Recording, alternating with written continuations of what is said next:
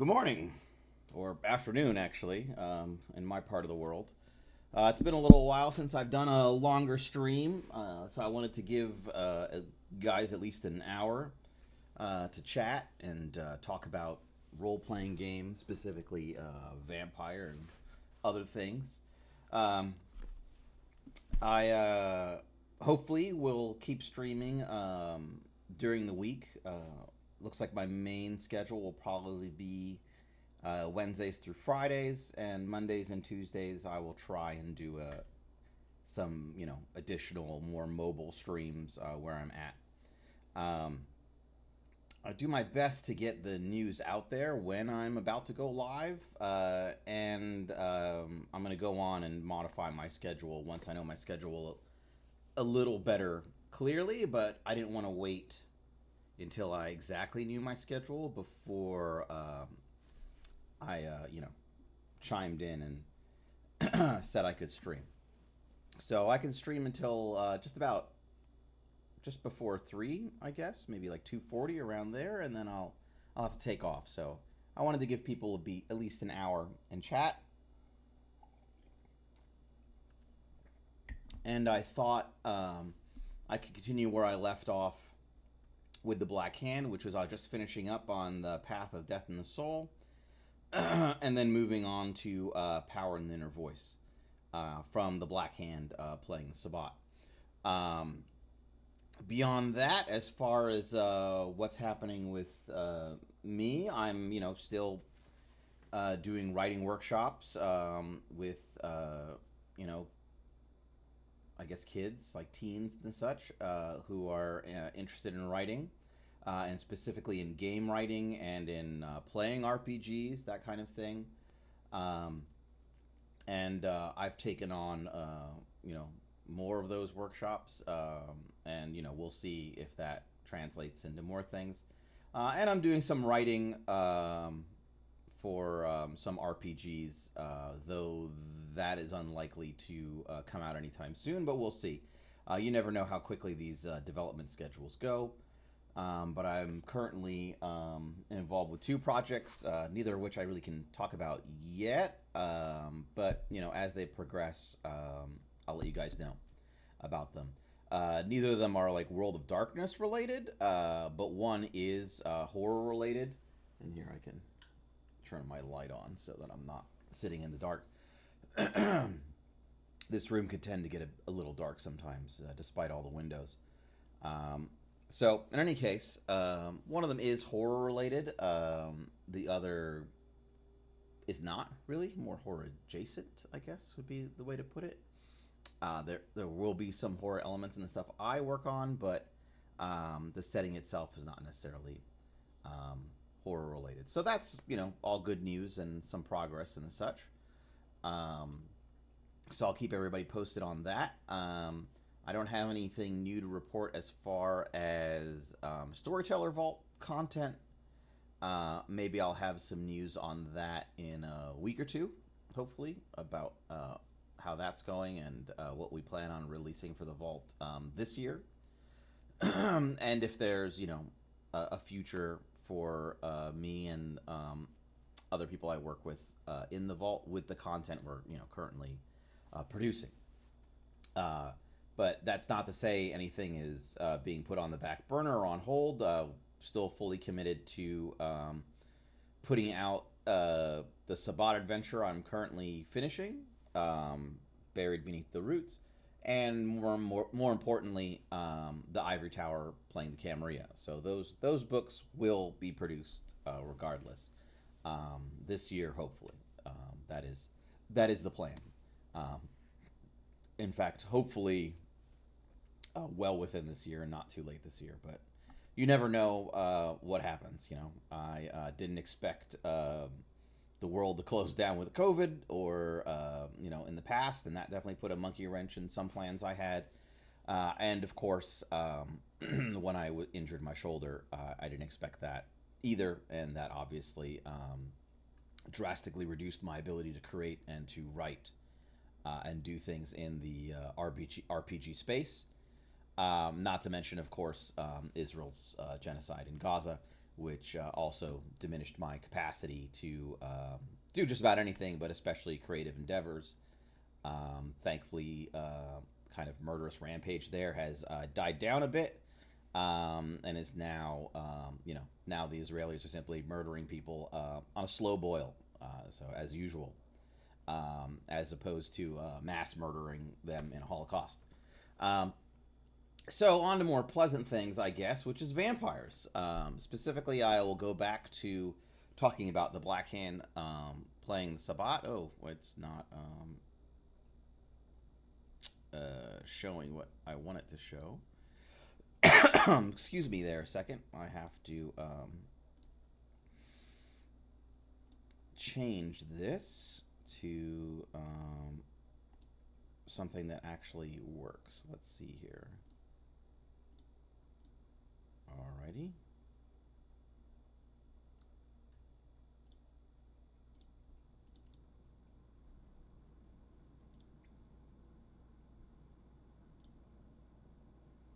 No.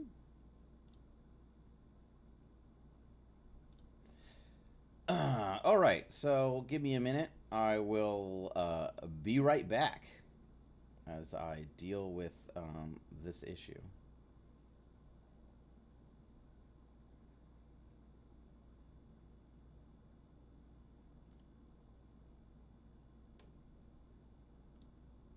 Because I obviously want you guys to see what I'm looking at, not.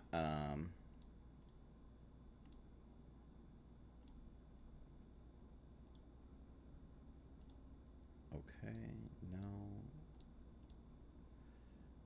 No, this monitor. There it is. Okay, I was wondering why that was an issue. Problem solved. There we go.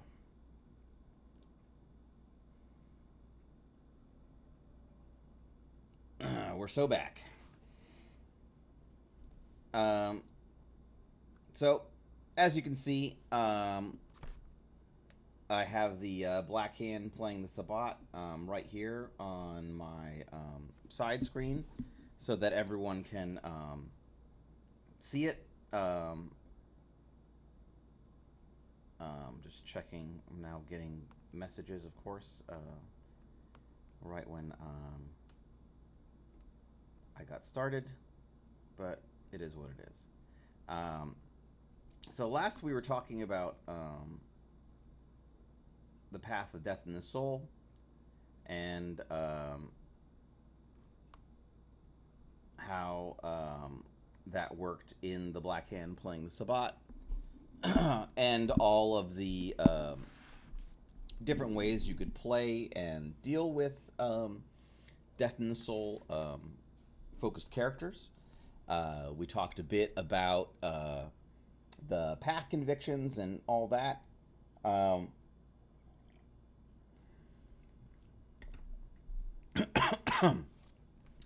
I think I briefly touched upon the fact that death in the soul, in particular, and at least the way it's been traditionally addressed, and the way that we address it in this book, is kind of I guess, a motionless path on some level.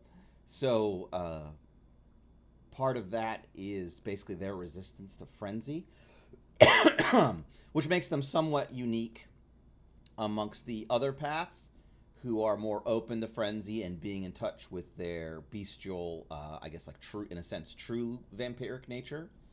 Um, the Sabbat obviously has a lot of different interpretations of the beast for various reasons, and something of a different understanding of frenzy as well, and therefore kind of directed frenzy or controlled frenzy is more common amongst them, and it is not a complete social faux pas to frenzy or wear your heart on your sleeve in a sense within the Sabbat. But in Death in the Soul, that is a contradiction. And one of the interesting things about role playing, a Reaper or a Necronomist, is basically that they don't, ascribe to that common concept within the Sabbat, that frenzy is, in a sense, kind of natural or part of vampiric nature that shouldn't be completely suppressed, but allowed to come out and play every now and then. Um, so I just want to basically wrap up Death in the Soul and get into Piv for most of this. If I gave Death in the Soul short shrift because of the holiday break, as it were, I can definitely go back to it if people have questions or ideas or concepts. And I plan to circle back on these things in the future. Hopefully, maybe talk about paths in a more meta sense as opposed to breaking them down path by path specifically as they are constructed in this book. Um, Obviously, Death in the Soul, as the other paths, it has its own path compulsion, Necro Curious, which is about basically kind of taps into the, as I was saying, scientific analytical nature that Death in the Soul was originally conceived as this kind of very cerebral path about more about like the investigation of death, um, and the understanding of death and the I guess boundary or barrier between life and death. A concept that would kind of be broached in the Storyteller's Guide to the Sabbat in second edition, then obviously even more fully explored in Wraith the Oblivion, and so on. And now I feel it's a pretty established concept with these death focused vampire clans, because all of that, I guess, all those tropes, I guess, all of that concept, kind of like scientific, cerebral, um, plague doctor esque um, concepts that were really first introduced to Vampire the Masquerade in Path and This and the Soul would eventually find their way to the Cappadocians in Dark Ages, and would really be fully expressed there. And of course, we would see it kind of regurgitated, repurposed, reimagined in Revised and V20 and the such, with the way the Giovanni were kind of reimagined. Necromancy went from being just a regular 5-level discipline to basically being a whole new kind of thaumaturgy with its own subpaths, and so on. And now, of course, we're in V5, where all of that stuff has basically been blended together within the Hakata. And of course, necromancy has went from being expanded upon into this kind of thaumaturgical experience with many subpaths, and kind of its in some ways even richer than thaumaturgy, and certainly more thematically appropriate, I'd say, for a game about vampires and the undead than thaumaturgy is, which was not very blood magic focused until kind of V5 got it back to being very blood magic focused. But yes, necromancy went from basically being this expansive kind of thaumaturgical disciplines at the height of Revised V20 and all that.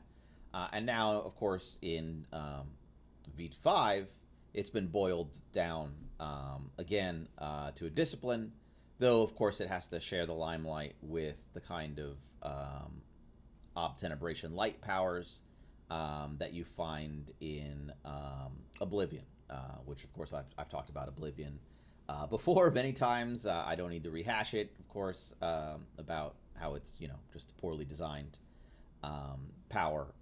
Really probably shouldn't be in the game, honestly.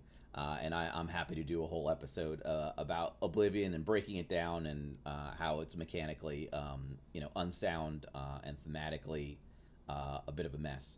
And personally, I think it was kind of shoved into the book to sell books. But that's just me. We at the time, during development, I pushed very hard for for those powers, those obtenebration and necromancy focused powers, to be amalgams, or possibly even a subset of thaumaturgy somehow. Though my preference was amalgams, but uh, the past is the past. Here we are, and nothing is perfect. There's lots of stuff in V5 that's not perfect. Um, I guess it's just when you look at a field of imperfections, it's obviously always the most like crooked stick out nail that catches your eye. There may be a field of kind of imperfections, but it's always the like most gnarly imperfection that's going to grab your attention first. And I guess that's it for me. Um, Death in the Soul. Obviously, we also gave it example path convictions. Not for any particular reason. All the path conviction examples we give for Death in the Soul in the book are never, never, never, never. I feel that was more of a kind of stylistic thematic choice. Never fear death, never leave a loose end, never deny your curiosity, so on and so forth. That was more of a thematic stylistic choice than something, I guess, mechanically driven or anything like that. It just felt in keeping with their kind of dour, um, somewhat nihilistic attitude. The idea that all their example convictions that we would give would basically all be all this like list of no and don't, just this kind of like frowning Eeyore energy, really seemed to fit Death in the Soul. And I think we talk about that a bit in the short blurb we do on their priesthood. Um, where I'll just read it out. The clergy of Death in the Soul is almost non-existent outside of individual pack priests. Their rite are often marked by the symbology of death. Skulls, keys, and grave dirt are common implements, and dead packmates are ritually invited to celebrate the rite alongside their old comrades. Reapers are superb caretakers and will often relinquish power without any hard feelings if approached respectfully. Um, yet again, this kind of portrays the Death in the Soul Sabbat in a very different way than other Sabbat. They're even tempered, reasonable, intellectual. They are about keeping control of themselves and analyzing things. They are also somewhat thought of as like strategists and technicians on that level as well. I don't think you have to go like full Spock, when role playing these guys. You don't have to be completely divorced from your emotions or completely cold and uninterested. Obviously, the Valdry and the blood bonds and such still apply to these folks. Um, but definitely that's a good touchstone and starting point for thinking about role playing them. And when we kind of say their clergy doesn't exist, we mean really in a formal sense. As we say, as I've said before, this book really takes the V5 concept of the Sabbat and expands upon it. It's not really an imagining of the V5 Sabbat. It's really, I believe, a logical expansion of what the Sabbat would be like given the changes to the Sabbat in V5.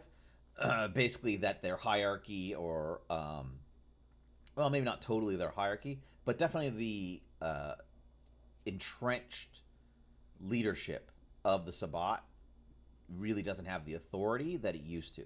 It may exist on some level in certain places, but certainly the regent no longer seems to exist, and therefore cardinals, archbishop, and kind of the cardinals and the priscus or prissy, and archbishops and the such of olden days no longer have the authority they used to have, and new leadership, warlords, cults of personality are rising up. So in the same way that has kind of crumbled, we have kind of put forward the concept that the unified clergy or priesthood that was not always fully spelled out, but hinted at, especially in books like Montreal by Night, really doesn't exist anymore in most paths.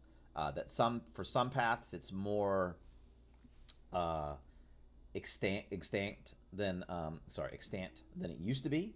Than others. So some path hierarchies and leaderships maybe survived the crumbling of the Sabbat or the restructuring of the Sabbat better than others. And we're basically saying that Death in the Soul, that's just not really the case. That as a unified structure or clergy or priesthood, they don't really exist anymore. It's basically pockets of belief, but obviously the path still exists. It still is doing what it's all about. As far as their advantages are concerned, as would be obvious, I think, they're mostly concerned with death, dying, spirits, wraiths, all that kind of thing. So we've got, on a very basic level, an advantage that allows the pack to use the creation rights to create, zombies, undead. If you've played Bloodlines 2, the video game, they actually use the stats of the Unbirthed. So, who knows? Bloodlines 2 confirming this book as canon, I guess, with the mass creation of Unbirthed. And obviously with zombie rights, this advantage, it is actually pretty easy to make a lot of zombies. I will say that the Unbirthed in the book, obviously I wrote for the V5 official Sabbat book, Sabbat the Black Hand. Wrote about half that book, maybe more. So I don't actually remember who wrote the Unbirthed. I don't think I did. But they're not that nasty. They're much nastier in the video game than they are in that book, in my opinion. They're kind of like just tougher whites in the book, but just by their stats. So they're much nastier in the video game, which I've played. And maybe I'll talk about that video game more in the future. And of course, all of this stuff is to the advantage of the pack. So another merit, Corpse Eaters, which allows basically everyone to benefit from the Iron Gullet merit, which is pretty good. But only when feeding off of corpses. So bag blood, preserve blood, all that stuff, still no good. Doesn't do you any good. So they get kind of a limited form. The whole pack gets a limited form of the Iron Gullet merit, as long as the individual pack mate has the correct path resonance, which, as we can see on the bottom of the page for Death in the Soul, is melancholy. I think at this point, Chicago by Night was already out. I'm not quite sure. And I haven't really read through the whole book. I actually don't even own a copy PDF. I might have a PDF someplace. But it's not a book that we're required to read when writing for V5. So I've never really, spent the time to do so. I know all the mechanical stuff in it, but I've never really read the book, cover to cover. I did have to read a portion of it for a project at one point about, that was actually about rewrites, but ultimately I actually made the decision that I couldn't really be involved in that. And actually, I don't even know if they eventually even did any rewrites. But in any case, this was before really this kind of like empty resonance, if I believe I'm getting that right. It was kind of introduced in, this was after the concept of empty resonance was introduced in Chicago by Night. And unfortunately, it's really kind of disappeared from V5 completely. I actually tried to include it in the Vampire Player's Guide. When I wrote on the Vampire's Player's Guide, I wrote a power called Gorgon Scales, which was a Fortitude 4 power, which basically has different effects based upon what your current blood resonance is.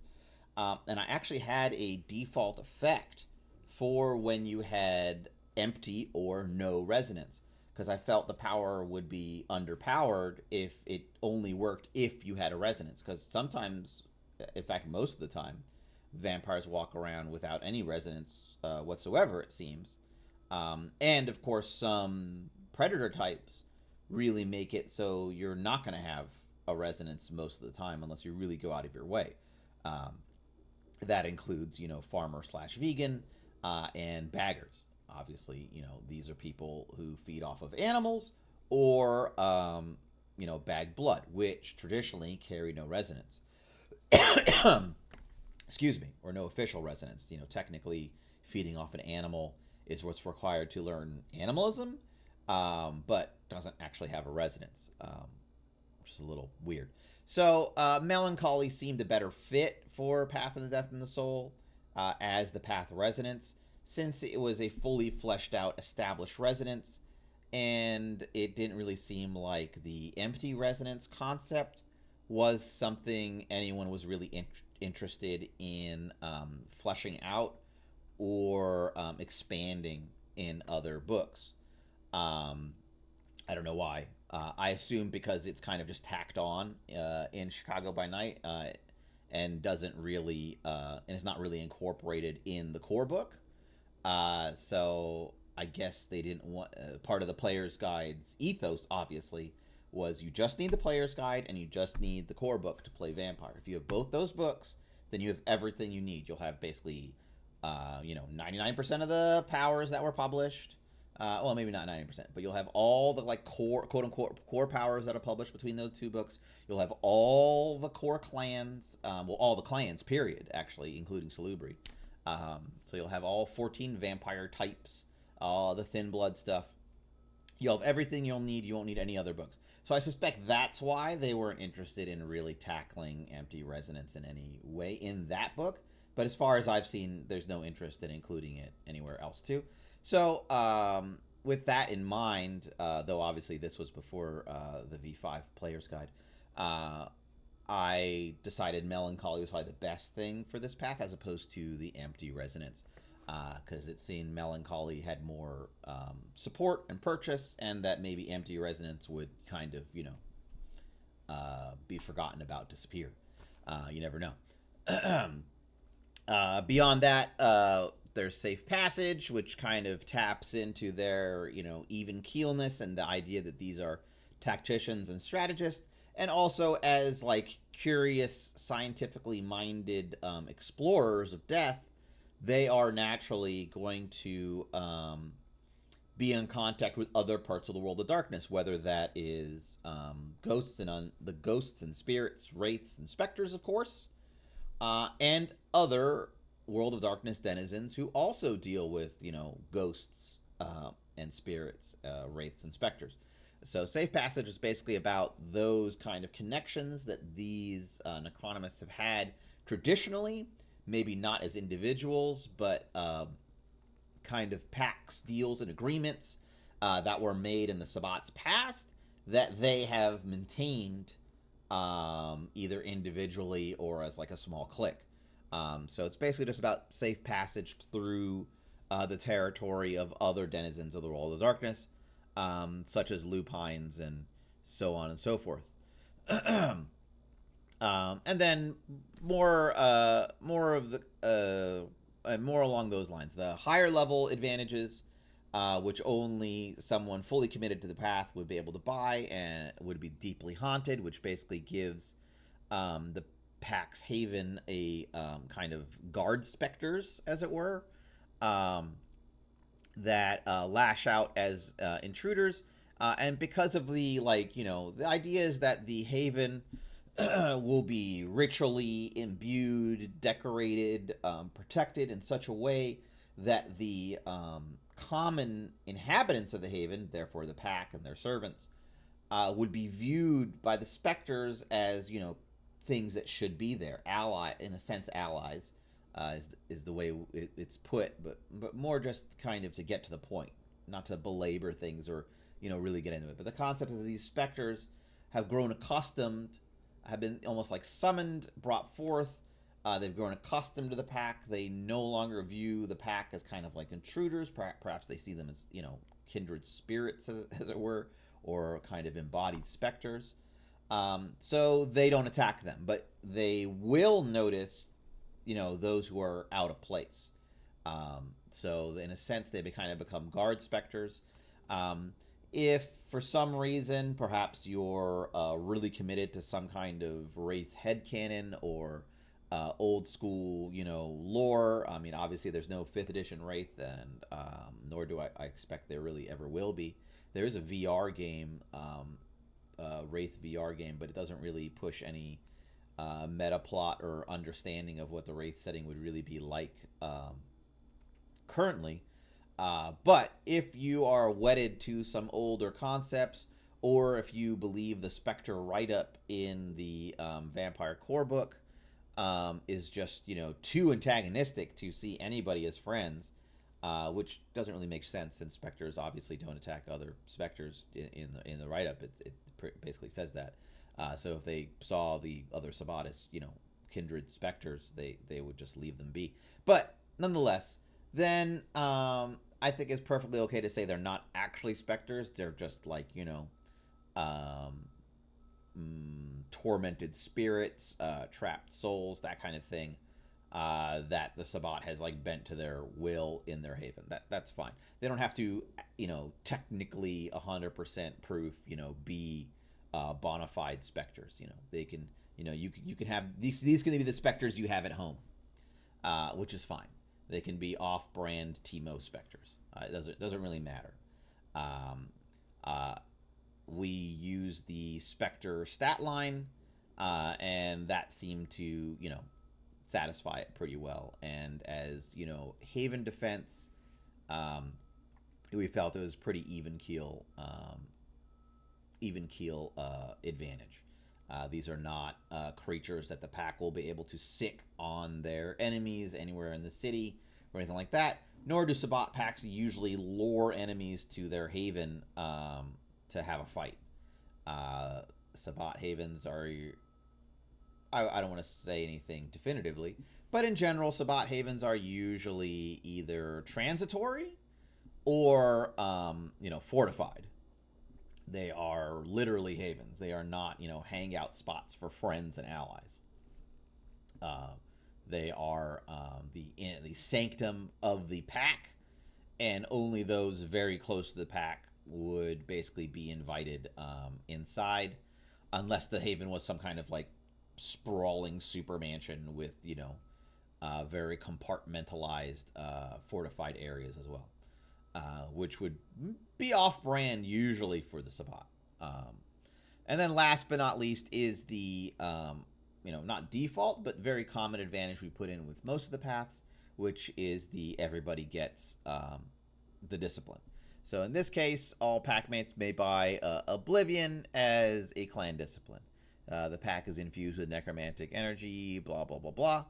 And as with Thaumaturgy, we said since Oblivion has, the ceremonies, its own kind of thaumaturgical rituals, as with Thaumaturgy, we basically said that the pack priest, when they perform the Vaulderie, they can place basically a beneficial boon upon the entire pack as long as a packmate has the proper path resonance. They are resistant to Oblivion for the rest of the session, as any hostile Oblivion ceremonies that target or include a packmate and its effect automatically fails. So that's pretty powerful, actually. But obviously, everybody has to have the melancholy resonance, and it can only be done once per story, not once per session. So it's a little bit of a different take than what we did with Thaumaturgy, which allows you to, throw kind of a ritual on everybody during the Vaulderie. This basically allows you to inure the pack to Oblivion. Specifically Oblivion ceremonies. So that's pretty. That's actually, it's not that useful. In my experience, I very rarely see Oblivion ceremonies used in a hostile way against the pack. There are very few that I can think of off the top of my head that would be, I guess, useful in a fight, as it were. But who knows? There are definitely some Oblivion ceremonies that have kind of a tormentor aspect, I guess, that maybe some STs would be interested in using for, plot purposes or whatnot. So that's Death in the Soul. I think I spent a little more time than I wanted to, but I wanted to be complete. I didn't want to go over it and forget about it, and it not be as complete as all the other paths I've been going over. All right. So, Path of Power and the Inner Voice. I can get into it, though I don't think I actually have enough time to go over it completely, which is, that's too bad. But I'll have to get into that next time, tomorrow. So I might have to retread some of what I'm talking about when I talk about Path of Power and the Inner Voice. But I think that's fair. I don't think anybody had any questions about any of this stuff so far. Um, though, actually, I guess I should look at my streamer tab to see all that. All right. So, perhaps the thing to do then is to save Path of Power and the Inner Voice for tomorrow, and I can go over it, the complete path, in one episode. So I've been trying to do a path per episode, but I obviously there are questions and people want to know things, so it kind of sometimes makes things run long. And then when there are less questions or less viewers or whatnot, then I can kind of blow through the path a lot faster than perhaps I thought I was going to. Excuse me. So perhaps the thing to do then, instead of diving into the next path, is I can talk a little bit about um,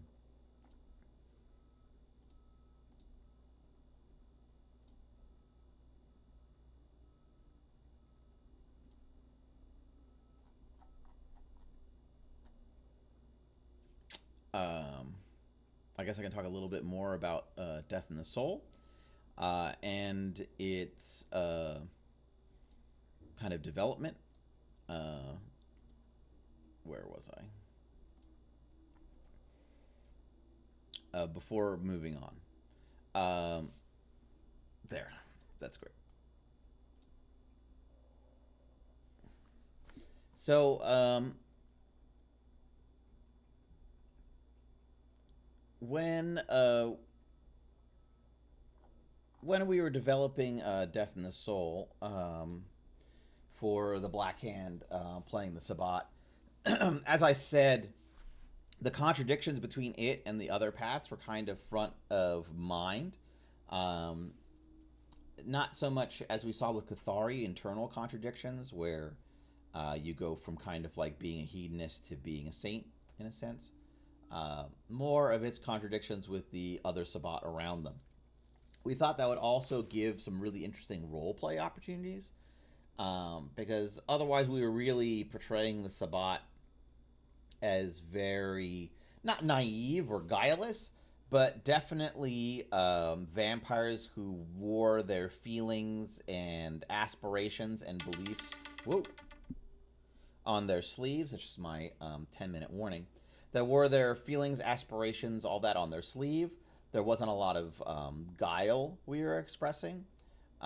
These were vampires who were, willing to frenzy.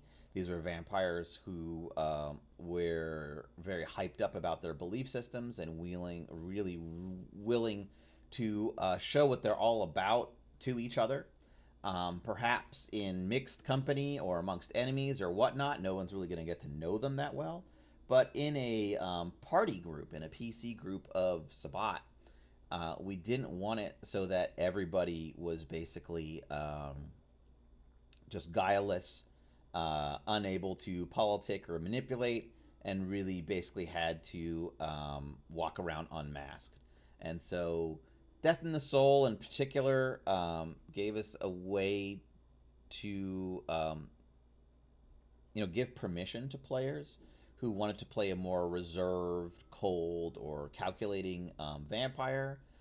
Maybe one who was more strategic in their thinking, maybe one who was willing to kind of keep others at a distance, even people he or she may have cared about or may care about, um, and someone who could see all sides of things without necessarily revealing their own beliefs or opinions.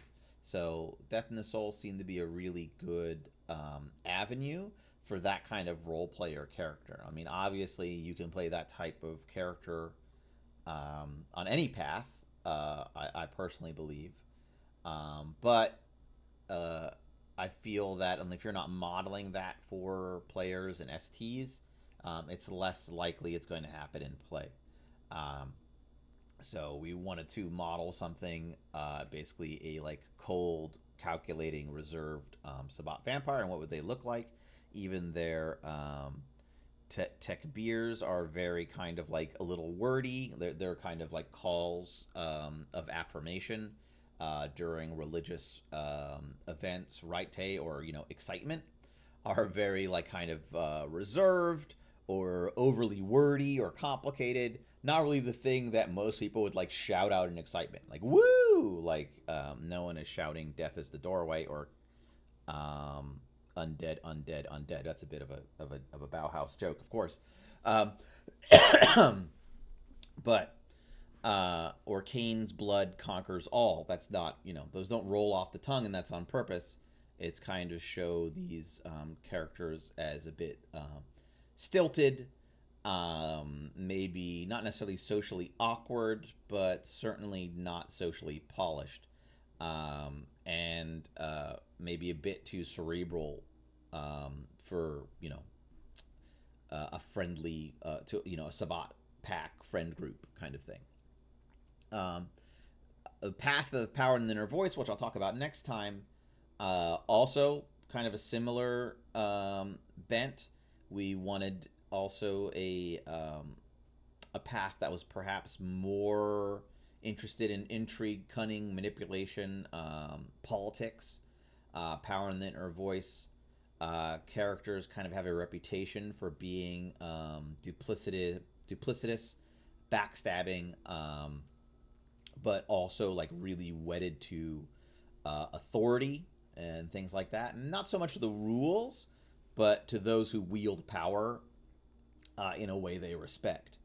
And kind of in a tautology, those who those who wield power and get away with it in a sense are also to be respected. So it's kind of catch 22, which of course once the bottom falls out of that, then all hell breaks loose because suddenly it's my time to shine. It's my time to grab the scepter and the crown and start lording it all over everybody until somebody puts me back in my place. And if you can't put me back in my place, then I guess I'm in my place.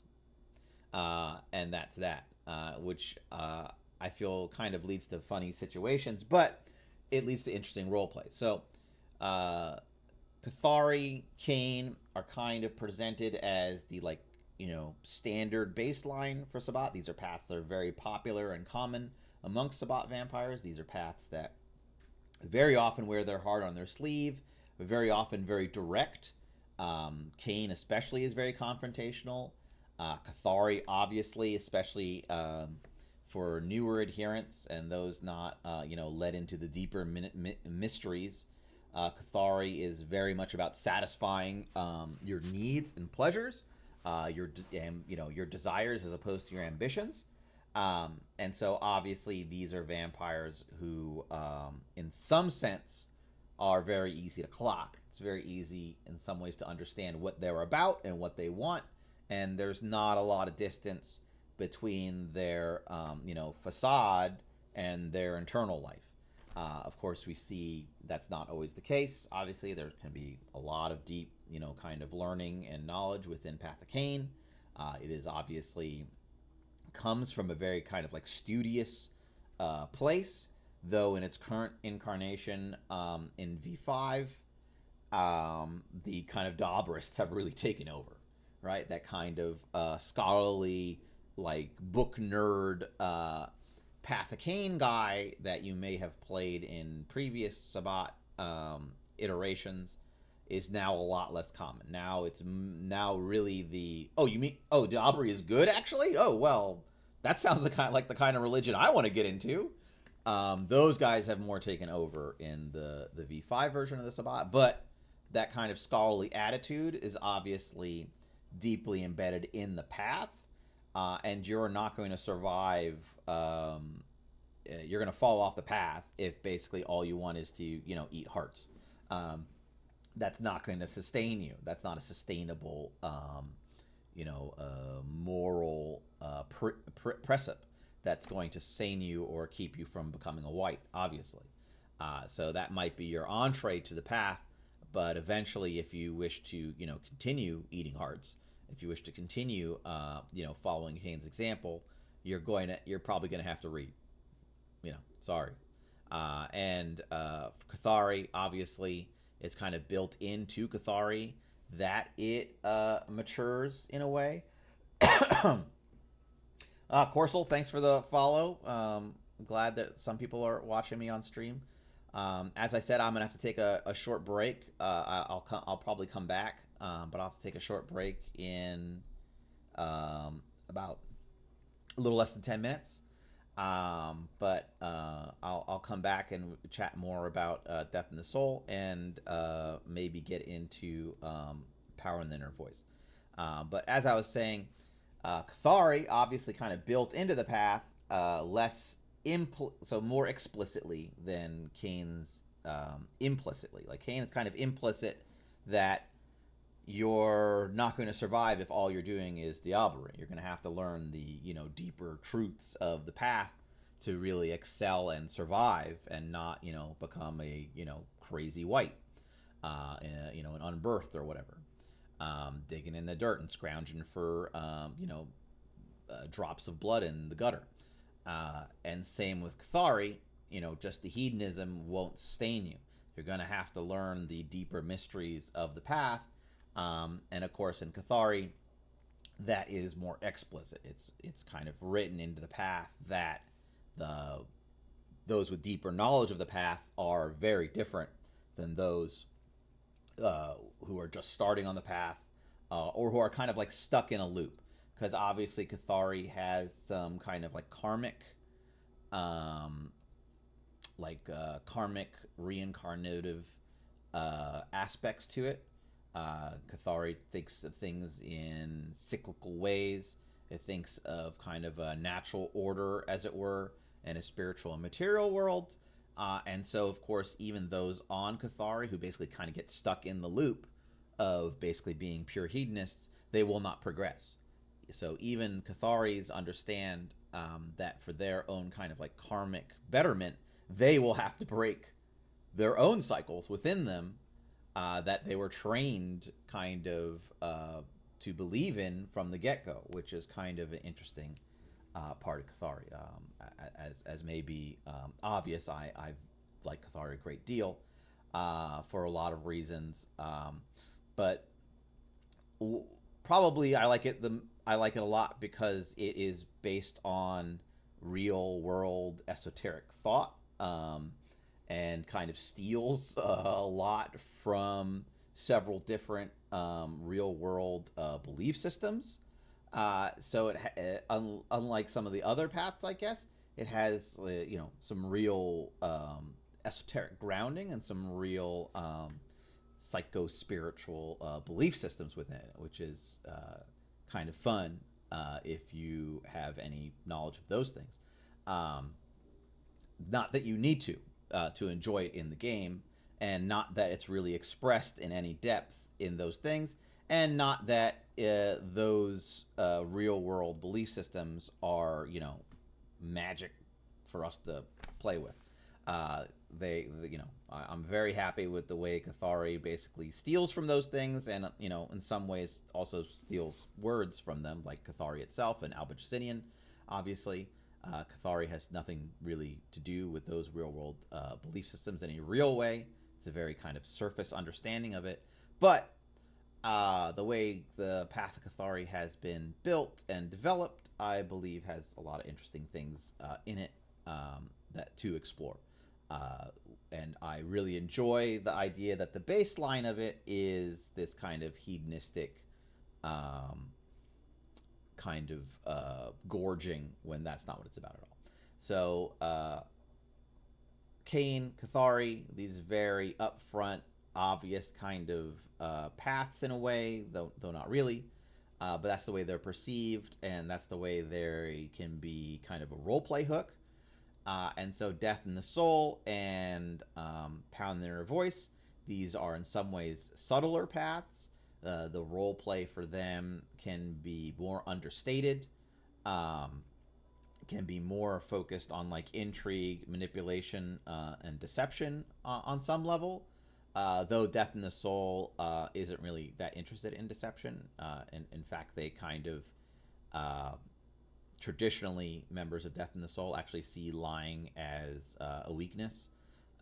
We didn't really write that as a rock hard rule within the path, but as basically curious, almost scientifically minded truth seekers is the best way to put it. Uh, they would prefer not to lie because it undermines not just their credibility, but their ability to basically seek the truth. So they would prefer if everyone basically put their cards forward in a sense and just either, remain silent, like the dead, or told the truth. They would rather not lie because they would not wish to, I guess, contaminate the world with a lie, as that might make it harder for them and others like them to discern the truth in the future. So they're very scientific minded in that way. Though obviously, power in the inner voice, lying, manipulation, all that stuff, that's kind of their bread and butter. Perhaps not so much with their pack mates, but in some sense, I would actually think of power in the inner voice as one of the most kind of like humane paths, strangely enough. Definitely more so than Kane or Cathari. Though Cathari kind of can toy with mortals, Power in the Inner Voice really seems to want to make use of them as tools. Death in the Soul, of course, mortals are where ghosts come from and corpses, so their interest in mortals can be not necessarily good, can be pretty dark. But I don't really think they're mortal focused. I would say Cathari, Power in the Inner Voice. These are two mortal. Those two paths are more focused on mortals than the other paths, especially Power in the Inner Voice, which brings some interesting contradictions with the Power in the Inner Voice, especially since it was considered kind of like a leadership path within the Sabbat in the past. The fact that it was so, in a sense, contaminated by mortal interests made for kind of interesting duality. I don't actually think that was really explored within the older editions of the Sabbat as part of that kind of, as what I talk about, the kind of hypocrisy theme that was so prevalent in Revised Sabbat, which I personally didn't like. But that actually was not a line that I remember really being explored within the Revised Sabbat. I think it may have been actually touched upon in Montreal by Night, but not in the wider range. In Montreal by Night, if I remember correctly, the Archbishop was Power in the Inner Voice, and she was deeply involved in mortal affairs, mortal politics, all that stuff. And to the point where if it was known how basically entrenched she was in mortal affairs, including the affairs of her own mortal family, it probably would have been a death sentence for her. So that was a very interesting take on Piv. And in our book, we kind of explore that as well, about how Piv's mortal connections are something of an issue for them. Well, I actually have to go now. I have a phone call, but I will talk to you all in a bit. I probably should only be gone about 15-20 minutes. If not, if you don't come back, that's fine. If I see you tomorrow, I see you tomorrow. All right. Well,